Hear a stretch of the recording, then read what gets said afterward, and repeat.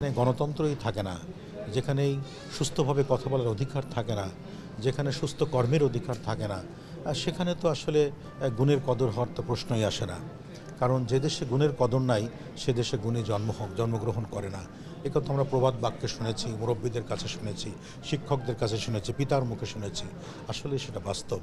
তো আমরা চেষ্টা করছি যে আমাদের দেশের কালচার, কৃষ্টি, আমাদের দেশের সংস্কৃতি সারা বিশ্বের সাথে আদান প্রদান হতে পারে, হবে, কিন্তু আমার দেশের সংস্কৃতিকে উপরে রেখে কোনোভাবে আমার সংস্কৃতিকে নিচে ফেলে বিদেশি কোনো সংস্কৃতি আমার উপরে খেলা করবে সেটি কখনোই মানতে দেওয়া যাবে না। এই জন্য দেশ স্বাধীন হয় নাই, এই জন্য মুক্তিযোদ্ধারা মুক্তিযুদ্ধ করে নাই। এই জন্য মায়ের দেশ, আমার দেশ, স্বাধীন দেশ, এদেশে সুস্থ চর্চার ব্যাপক জায়গা থাকবে।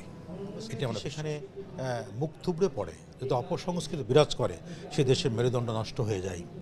ঠিক তেমনিভাবেই আমরা বিগত 16 বছর আমরা এই অসুস্থ সংস্কৃতির মধ্যে বসবাস করেছি, অসুস্থ নিঃশ্বাস নিয়েছি, যেখানে প্রতিনিয়তই আমরা দেখেছি যে বিদেশি শিল্পীরা এসে প্রচুর টাকা নিয়ে গেছে।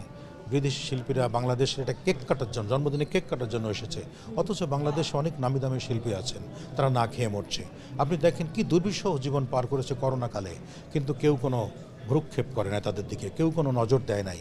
এই যে অবহেলা, এই যে বাংলাদেশের যারা সৃষ্টি করেন তাদের প্রতি যে অবজ্ঞা, এটিতেই আমরা অনেকখানি পিছিয়ে গেছি।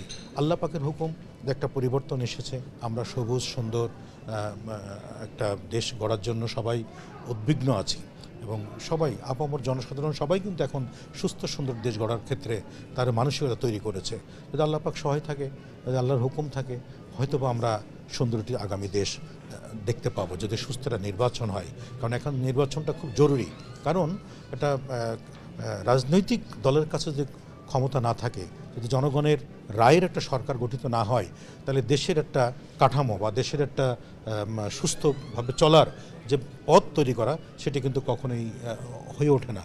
কারণ একটা অন্তর্বর্তীকালীন সরকার তারা জরুরি ভিত্তিতে দেশটাকে হাতে নিয়েছে, তারাও তাদেরকে ধন্যবাদ যে এই অরাজকতার মুহূর্তে তারা যদি না আসতো তাহলে হয়তো দেশটা অন্য পথে চলে যেতে পারত। তো তাদেরকে আমরা সবাই ধন্যবাদ জানাই যে এই অসুস্থ পরিবেশের মধ্যে দেশটাকে তারা হাল ধরেছে। এখন একটা নির্বাচনের মাধ্যমে একটা গণতান্ত্রিক সরকার আসবে, যেখানে সবাই মুক্তভাবে কথা বলতে পারবে, মুক্তভাবে চলতে পারবে, আমার দেশের স্বাধীনতার স্বাদ সবাই ভোগ করতে পারবে, আমার দেশের সুস্থ সংস্কৃতি সবাই উপভোগ করতে পারবে, সৃষ্টির ক্ষেত্রেও সবাই একসাথে কাজ করতে পারবে।